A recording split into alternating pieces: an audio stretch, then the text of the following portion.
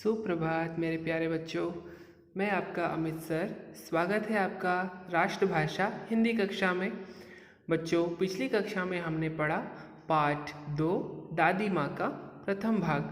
हमारे इस वीडियो में हम पढ़ेंगे पाठ का द्वितीय भाग, जिसमें लेखक अपने बड़े भैया किशन के विवाह का वर्णन कर रहे हैं तथा दादी माँ के महान तथा क्रोधी एवं उदार चरित्र का वर्णन करते हैं। तो चलिए बच्चों, शुरू करते हैं पाठ का अगला भाग। किशन भैया की शादी ठीक हुई। दादी माँ के उत्साह और आनंद का क्या कहना। दिन भर गायब रहती, सारा घर जैसे उन्होंने अपने सर पर उठा लिया हो। पड़ोसी ने आती, बहुत बुलाने पर दादी माँ आती। बहन बुरा न मानना, कार परोजन का घर ठहरा। एक काम अपने हाथ से न करूं तो होने वाला नहीं। जानने को तो यो सभी जानते थे कि दादी माँ कुछ करती नहीं। वैसे सभी जानते थे कि दादी माँ कुछ भी नहीं करती है, केवल वो लोगों को इंस्ट्रक्शन देती है या उनको गाइड करती है, जैसा भी है। पर किसी काम में उनकी अनुपस्थिति वस्तुतः विलंब का कारण बन जाती। जिस काम में दादी माँ पीछे टोकने के लिए नहीं रहती थी, वो काम हमेशा देरी से होता था।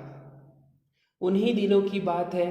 एक दिन दोपहर को मैं घर लौटा। बाहरी निकसार में दादी माँ किसी पर बिगड़ रही थी। दोपहर का समय था। लेखक घर वापस लौटे। उसी समय, जो निकसार मतलब होता है जो बरामदा हमारे घर के बाहर छोटा सा जगह जहाँ पर होता है, उसको बरामदा कहते हैं हम लोग। उसी को हिंदी में कहा जाता है निकसार। देखा, पास के कोने में दुबकी रामी की चाची खड़ी है। पास के कोने पे ही निकसार बरामदे में जो कोने में रामी की चाची एकदम सिकुड़ी सी खड़ी है। सोना होगा धन्नो, रुपए में सूद के आज दे दे। तेरी आंखों में तो शर्म है नहीं। मांगने के समय कैसी आई थी, पैरों पर नाक रगड़ती फिरी। किसी ने एक पाई भी न दी। अब लगी है आजकल करने, फसल में दूंगी फसल में दूंगी। अब क्या तेरे खाती दूसरी फसल कटेगी। तो रामी की चाची शायद दादी से कुछ रामी की चाची ने दादी से शायद कुछ उधारी के पैसे लिए हुए थे। वो उधारी के पैसे उस समय पे चुका नहीं पाई थी। इसी कारण से दादी माँ रामी की चाची के ऊपर बिगड़ रही थी। तो रामी की चाची ने टालने के लिए शायद कह दिया होगा कि एक फसल कट जाए, उसके बाद मैं दे दूँगी पैसे। तो दादी माँ कहती है कि नहीं, पैसे मुझे आज ही चाहिए। और हमेशा तो इसी का बहाना करती है कि फसल कटने पे दूंगी, फसल कटने पे दूंगी, लेकिन अभी तक तेरी फसल कटी नहीं। दूंगी मालकिन, रामी की चाची रोते हुई दोनों हाथों से आंचल पकड़े दादी माँ के पैरों की ओर झुकी। बिटिया की शादी है, आप ना दया करेंगी तो इस बेचारे का निस्तार कैसे होगा। अब रामी की चाची कहती है कि बेटी की शादी है, अगर आप कृपा नहीं करेंगी तो कौन कृपा करेगा हम गरीबों पे। दादी माँ क्या कहती है, हट हट, अभी नहा के आई हूँ। दादी माँ पीछे हट गई। जाने तो दादी, मैंने इस अप्रिय प्रसंग को हटाने की गरज से कहा। बेचारी गरीब है, दे देगी कभी। चला है समझाने। अब जब लेखक ने इस चीज़ को देखा कि दादी माँ रामी की चाची को बहुत डांट रही है, फटकार रही है और उनसे पैसे लेने के लिए ज़िद कर रही है, तब लेखक ने उनको समझाने के लिए या इस घटना को टालने के लिए दादी माँ को समझाते हुए कहा कि जाने तो दादी माँ, गरीब है बेचारी, दे देगी फिर कभी। तो दादी माँ क्या कहती है लेखक को, चल मुझे समझाने निकला है बड़ा। मैं चुपके से आंगन की ओर चला गया। कई दिन बीत गए, मैं इस प्रसंग को एकदम भूल सा गया। एक दिन रास्ते में रामी की चाची मिली। वहाँ दादी को पूतो फलो दूधो नहाओ का आशीर्वाद दे रही थी। अब यही रामी की चाची थी जो एक दिन रास्ते पे मुझे मिली। इस बात को बहुत समय हो बीत चुका था और रामी की चाची अब उसी दादी माँ को, जिस दादी माँ ने उनको कुछ दिन पहले डांटा था, उनको दूधो नहाओ पूतो फलों का आशीर्वाद दे रही थी। तो लेखक को बड़ा आश्चर्य हुआ कि ऐसा क्या हो गया कि रामी की चाची दादी माँ को आशीर्वाद देने लगी। तो लेखक ने आगे पूछा, क्या बात है धन्नो चाची। तो उसने बिहवल होकर कहा, उरिन हो गई बेटा, भगवान भले करे हमारी मालकिन का। अब रामी की चाची क्या कहती है, उरिन का एक शब्द है उरिन बच्चों। उरिन का मतलब होता है ऋण से मुक्त होना, कर्ज से मुक्त होना। तो रामी की चाची कहती है कि मैं उरिन हो गई, मतलब कर्ज से मुक्त हो गई। भगवान भला करे हमारी मालकिन का, मतलब जो तुम्हारी दादी माँ है उनका भगवान भला करे। कल ही आई थी, पीछे का सभी रुपया छोड़ दिया, ऊपर से 10 रुपए का नोट देकर बोली, देखना धन्नो, जैसी तेरी बेटी वैसी मेरी। 10 पाँच के हिसाब के लिए जग हंसाई ना हो, देवता है बेटा देवता। कौन कह रहा है? रामी की चाची दादी माँ के विषय में कह रही है, क्योंकि उन्होंने उनका पिछला सारा जो कर्जा था वो भी माफ़ कर दिया और ऊपर से उनको 10 रुपए दे करके कहा कि देखना 5-10 के फेर पे कहीं तुम्हारी बदनामी ना हो जाए, इस चीज़ का ध्यान रखना। आप लोग को लग रहा होगा कि दादी माँ का दोहरा चरित्र यहाँ पर दिखाई दे रहा है। एक बार तो दादी माँ बहुत ही गुस्सैल लगती है और कभी दादी माँ बिल्कुल देवी जैसी लगती है। मतलब इसीलिए लेखक कहते हैं कि मैं भी कभी कभी दादी माँ को समझ नहीं पाता था। उस रोज बहुत डांट रही थी। मैंने पूछा, मतलब लेखक ने पूछा, क्या बात है रामी, क्या बात है चाची? उस रोज तुम्हें दादी माँ बहुत डांट रही थी। वह तो बड़े लोगों का काम है बाबू, रुपया देकर डांटे भी ना तो क्या लाभ।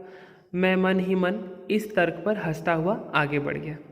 महिलाओं का संकट है, लेखक भी टालने के लिए हंसते हुए आगे बढ़ गया। किशन के विवाह के दिनों की बात है। विवाह के 5 रोज पहले से ही औरतें रात भर गीत गाती है। विवाह की रात को अभिनय भी होता है। यहाँ प्रायः एक ही कथा का हुआ करता है। उसमें विवाह से लेकर पुत्रोत्पत्ति तक के सभी दृश्य दिखाए जाते हैं। सभी पाठ औरतें ही करती हैं। गांव में विवाह जब होता है तो आप लोग जानते होंगे विवाह के समय महिलाएं नृत्य करती है, नाटक करती हैं और मतलब एक मन बहलाने का एक बहुत अच्छा साधन हो जाता है। विवाह का घर होता है तो बहुत ही आनंद हो जाता है। तो यही चल रहा था और इस पूरे नाटक में, अभिनय मतलब होता है नाटक, इस पूरे के पूरे नाटक और नाच गाने में केवल महिलाएं ही भाग लेती हैं, कोई भी पुरुष इसमें भाग नहीं लेता। मेरा ममेरा भाई राघव दालान में सो रहा था। वह भी बारात जाने के बाद पहुंचा था। औरतों ने उस पर आपत्ति की। दादी माँ बिगड़ी, लड़के से क्या पर्दा, लड़के और ब्रह्मा का मन तो एक सा होता है। मुझे भी पास ही के एक चारपाई पर चादर उड़ाकर दादी माँ ने चुपके से सुला दिया था। बड़ी हंसी आ रही थी। सोचा कहीं जोर से हंस दूं, भेद खुल जाए तो निकाल बाहर किया जाऊंगा, पर भाभी की बात पर हंसी रुक न सकी और भंडाफोड़ हो गया।